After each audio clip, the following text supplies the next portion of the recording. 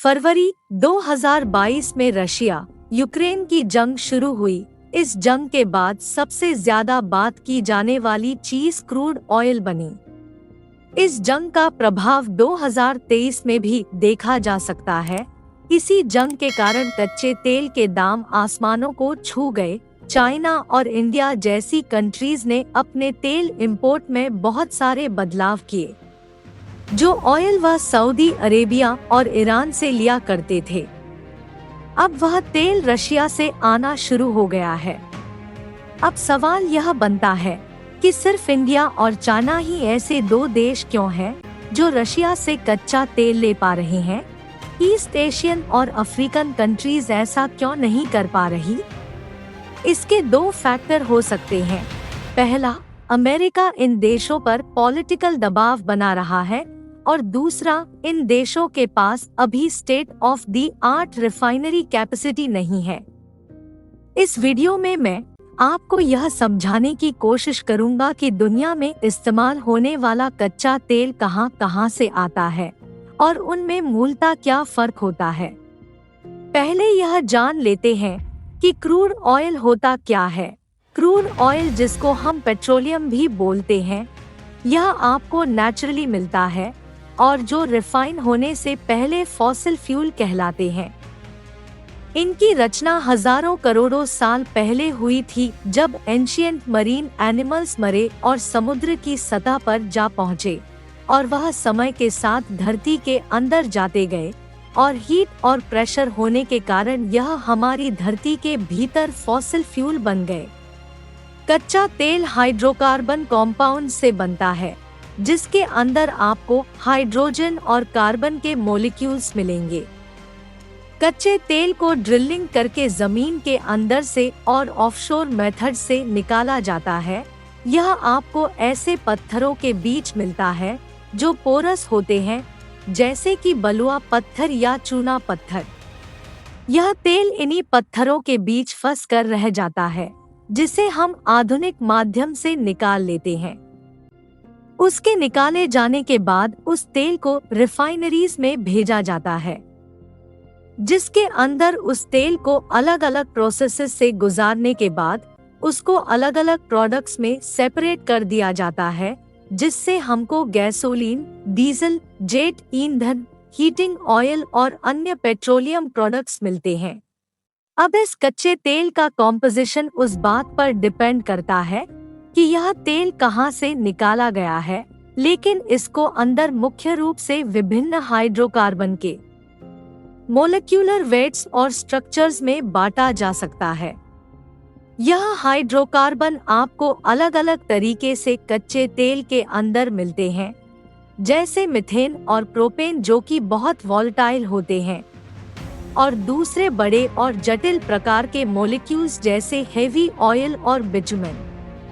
एक कच्चे तेल की क्वालिटी कैसी है, यह पता लगाने के लिए हम सबसे पहले उसकी एपीआई डेंसिटी और उसका सल्फ्यूरिक कंटेंट देखते हैं। यही चीजें आगे चलकर उसकी कीमत और उसकी यूजेबिलिटी को बताती है। मैंने पहले एक शब्द बोला, एपीआई ग्रेविटी, लेकिन यह होता क्या है?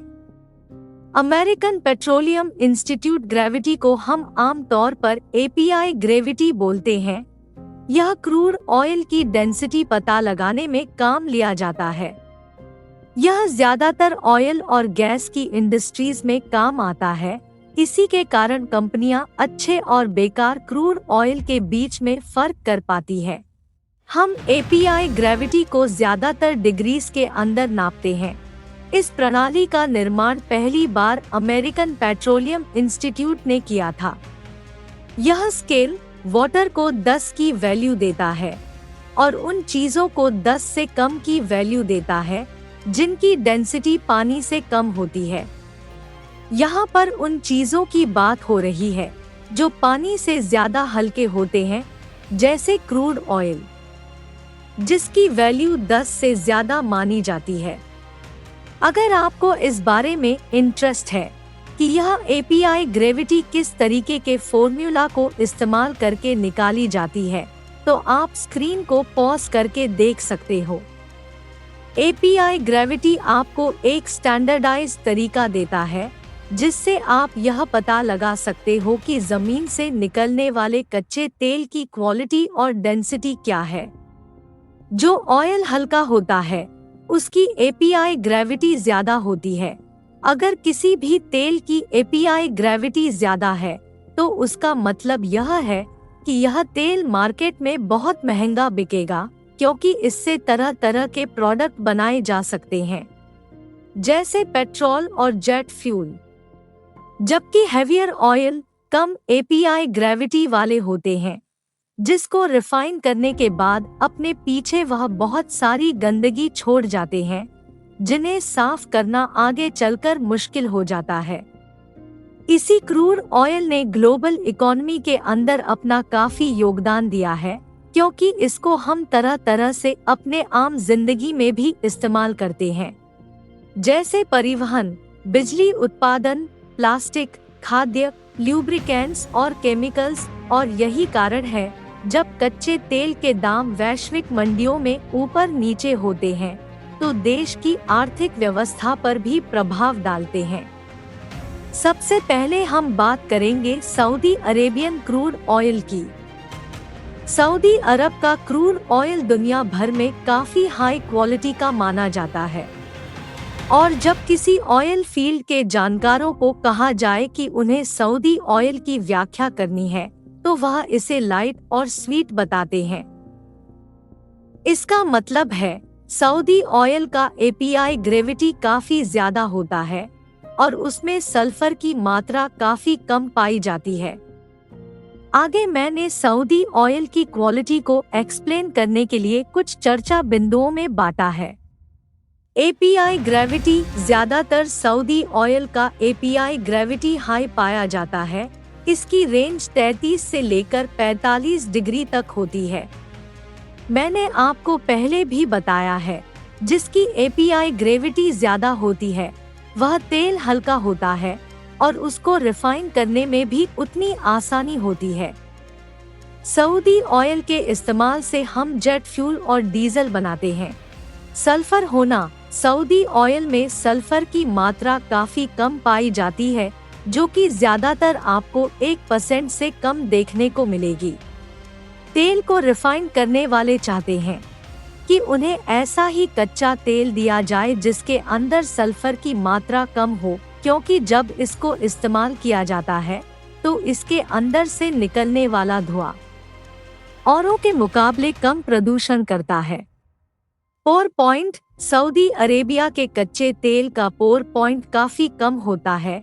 इसका मतलब यह है कि यह तेल कौन से तापमान पर जाकर जमना शुरू हो जाता है। सऊदी ऑयल में पोर पॉइंट कम होने के कारण उसे हम दुनिया के ठंडे इलाकों में भी अच्छी तरह से ट्रांसपोर्ट कर सकते हैं। डिस्टिलेशन रेंज, सऊदी अरेबिया के तेल की डिस्टिलेशन रेंज भी काफी ज्यादा बड़ी है। इसका मतलब यह हुआ कि जब इसे रिफाइनरी में भेजा जाएगा तो इसके अंदर से कोई भी कंपनी ज्यादा मात्रा में प्रोडक्ट निकाल सकती है। जैसे ल्यूब्रिकेंट्स और केमिकल्स के प्रोडक्ट सऊदी तेल से ही ज्यादातर निकाले जाते हैं। अब आपको यह पता लग ही गया होगा कि सऊदी अरेबिया का ऑयल दुनिया में इतना पसंद क्यों किया जाता है। यही कारण है कि सऊदी अरेबिया दुनिया में सबसे ज्यादा तेल बेचने वाले देशों में आता है। अब आगे हम बात करने जा रहे हैं रशियन ऑयल की। आपको इससे पहले यह समझना होगा कि रशिया एक बहुत बड़ा देश है और रशियन तेल की कैटेगराइजेशन करना इतना आसान नहीं होता है, क्योंकि रशिया के अंदर ऐसे खास इलाके हैं जहां तेल का उत्पादन किया जाता है। इसीलिए मैंने इन इलाकों के हिसाब से रशियन तेल को बांटा है। पहला है यूरल्स ब्लेंड। रशिया का सबसे ज्यादा बिकने वाला तेल यूरल्स ब्लेंड है। इसके अंदर सल्फर की मात्रा मीडियम तौर पर पाई जाती है और इसका उत्पादन मूल तौर से उरल माउंटेन में होता है। इसके अंदर वेस्टर्न साइबेरिया रीजन आता है और कई सारी ऐसी फील्ड भी आती है जो रशिया की यूरोपियन पार्ट में पड़ती है। इसके अंदर सल्फर कंटेंट काफी हाई होता है और इसकी डेंसिटी मीडियम पाई जाती है। साइबेरियन लाइट काफी हाई क्वालिटी का क्रूड ऑयल माना जाता है, जो कि आपको वेस्टर्न साइबेरिया के ट्यूमेन एंड खंती मैनसीस्क में मिलता है। यह तेल सऊदी तेल की तरह लाइट और स्वीट माना जाता है। इसके अंदर आपको लो सल्फर क्वांटिटी और हाई एपीआई ग्रेविटी मिलती है। साइबेरियन लाइट रशिया का प्रीमियम क्रूड ऑयल माना जाता है और यह उरल ब्लेंड से ज्यादा दामों पर वैश्विक मंडियों में बिकता है। ईएसपीओ ब्लेंड, ईएसपीओ का मतलब eastern Siberia Pacific ocean blend होता है। यह ऑयल फील्ड आपको ईस्टर्न साइबेरिया के अंदर मिलेगी और इस ब्लेंड को मीडियम सौर क्रूड ऑयल माना जाता है। मुख्य रूप से इरकट्स्क एंड क्रास्नोयार्स्क क्षेत्रों के फील्ड से यह क्रूड ऑयल निकाला जाता है। इसे ईस्टर्न साइबेरियन पैसिफिक महासागर पाइपलाइन (ईएसपीओ पाइपलाइन) के माध्यम से रशियन फार ईस्ट और इंडो पैसिफिक मार्केट में ले जाया जाता है। इसी ब्लेंड के अंदर आपको लो सल्फ्यूरिक कंटेंट देखने को मिल जाते हैं, लेकिन यह क्रूड ऑयल मीडियम डेंसिटी का माना जाता है। नेक्स्ट हम बात करेंगे रेपको की। इसका मतलब होता है Russian export blend crude oil. Repco के अंदर कई सारे रशियन तेलों को अलग अलग जगह से लाकर मिलाया जाता है और वेरियस रशियन ऑयल एक्सपोर्ट में इसे बेंचमार्क के रूप में प्रस्तुत किया जाता है।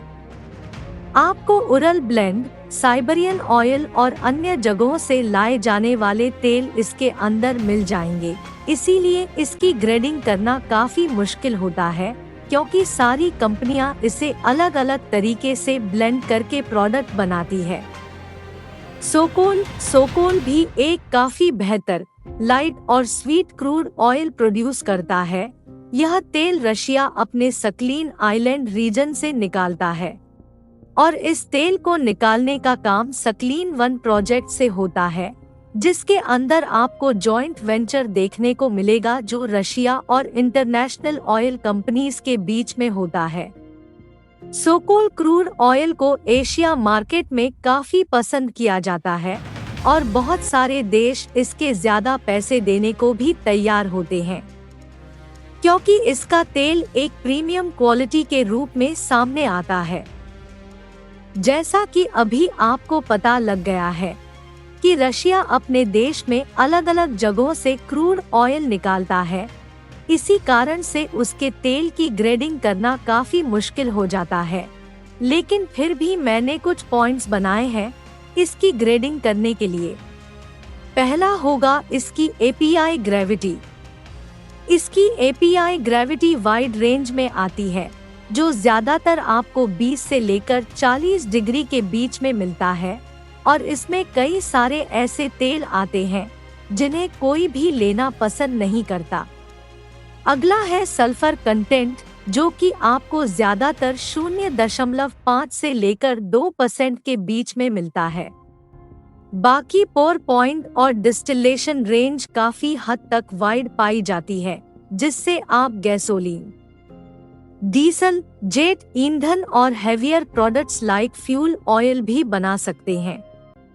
जैसे रशियन ऑयल के साथ एक थीम रहा है कि रशिया की सरकार अपने पूरे देश में अलग अलग जगह से तेल को निकालती है, यही कारण से जियोलॉजिकल कैरेक्टरिस्टिक उस तेल के ऊपर फर्क डालते हैं। और जब इस तेल निकालने की प्रक्रिया में इतनी एडवांस टेक्नोलॉजीज आ गई है, तो यह सारी चीजें भी रशियन क्रूड ऑयल के ऊपर समय समय पर फर्क डालती रही है। तीसरी और आखिरी जगह जिसके बारे में हम बात करेंगे वह वेनेजुएला और उसका क्रूड ऑयल है। मैंने यह ऑयल इसलिए शामिल किया है क्योंकि दुनिया में कई जगह ऐसी भी हैं जहां का कच्चा तेल विकासशील देश लेना पसंद नहीं करते। आइए जानते हैं क्यों। पहले इसकी एपीआई ग्रेविटी जान लेते हैं। वेनेजुएलन ऑयल ज्यादातर हेवी क्लासिफाइड किया जाता है और इसकी एपीआई आपको 10 से लेकर 20 डिग्री तक के बीच में मिल जाती है। अब जैसा कि आप यहाँ देख सकते हैं, भारी क्रूड ऑयल के अंदर हमेशा आपको हेवी हाइड्रोकार्बन मॉलिक्यूल देखने को मिलेंगे। इसी के कारण यह तेल रिफाइन करने में बड़ी परेशानी देता है। नेक्स्ट है सल्फर कंटेंट। वेनेजुएलन ऑयल ज्यादातर खट्टा कैटेगराइज्ड किया जाता है क्योंकि इसके अंदर काफी मात्रा में सल्फर कंटेंट पाया जाता है। इसका सल्फर कंटेंट ज्यादातर आपको 1 से लेकर 4% के बीच में देखने को मिलता है और इसी कारण ऑयल रिफाइनिंग कंपनीज को इस ऑयल को रिफाइन करने के लिए एक स्टेप ज्यादा जोड़ना पड़ता है ताकि पहले वह इसका सल्फर कंटेंट कम कर सके। इससे अगला है रेसिड्यू और एस्फोल्ट कंटेंट। वेनेजुएलन ऑयल के अंदर आपको ज्यादा मात्रा में रेसिड्यू और एस्फोल्ट कंटेंट देखने को मिलते हैं। रेसिड्यू को हम ज्यादातर bottom of the barrel product भी बोलते हैं। इसी कारण से जब इस ऑयल को रिफाइन किया जाता है तो उसका प्रोडक्ट बनाने के लिए काफी सारे स्टेप्स प्रोड्यूसर को ऐड करने पड़ते हैं। Extra processing. Venezuelan heavy oil को रिफाइन करने के लिए आपको ज्यादातर स्पेशलाइज्ड इक्विपमेंट की जरूरत पड़ती है जिससे आप इस हेवी ऑयल को लाइटर फोम में कन्वर्ट कर सकें। ये स्पेशलाइज्ड इक्विपमेंट चिपचिपाहट और कच्चे तेल की एपीआई ग्रेविटी में सुधार करने में मदद करते हैं जिससे उसको ट्रांसपोर्ट और रिफाइन करना आसान हो जाता है। Blending potential. जैसा कि आपको सारे पॉइंट सुनने के बाद पता लग ही गया होगा कि यह वेनेजुएलन क्रूड ऑयल कितनी खराब क्वालिटी में जमीन से निकलता है। इसी को ठीक करने के लिए इस क्रूड ऑयल को काफी सारे और तेलों से मिलाया जाता है जिससे इसको रिफाइन करने में आसानी आ सके। अब आपको यह सारी चीजें जानकर पता लग ही गया होगा कि वेनेजुएला किस तरीके से बैंकक्रप्ट कंट्री घोषित हो गया है। उन्होंने अपनी सारी इन्वेस्टमेंट इसी खराब तेल में डाल दी और इसके पैसे को नॉन प्रोडक्टिव चीजों में इस्तेमाल करना शुरू कर दिया और यही एक मुख्य कारण बना कि वेनेजुएला एक बैंकक्रप्ट कंट्री आज बन चुकी है। अब हम वीडियो के आखिरी चरण में आ गए हैं। यह वीडियो मैंने इसलिए बनाई है ताकि आप सभी को पता चल सके कि ऐसा नहीं है कि आप किसी भी कंट्री से क्रूड ऑयल लेकर अपनी रिफाइनरी में डालकर इस्तेमाल कर सके। इन चीजों के पीछे एक प्रोसेस होता है जिसको फॉलो करना काफी जरूरी हो जाता है। पर आपको हमारे आसपास ऐसी भी कंट्रीज मिलेंगी जहां पर सरकार ऐसा भी तेल मंगा लेती है जिनकी रिफाइनिंग कैपेसिटी उनके पास होती ही नहीं है। बाकी मुझे भी इस वीडियो में काफी ऐसी चीजें पता चली जो मैं पहले नहीं जानता था। तो अगर आपको यह वीडियो पसंद आई है तो लाइक कीजिए, शेयर कीजिए, सब्सक्राइब कीजिए और अगर आपको भी क्रूड ऑयल के बारे में कोई फैक्ट पता है तो उन्हें कमेंट में लिखना ना भूलें।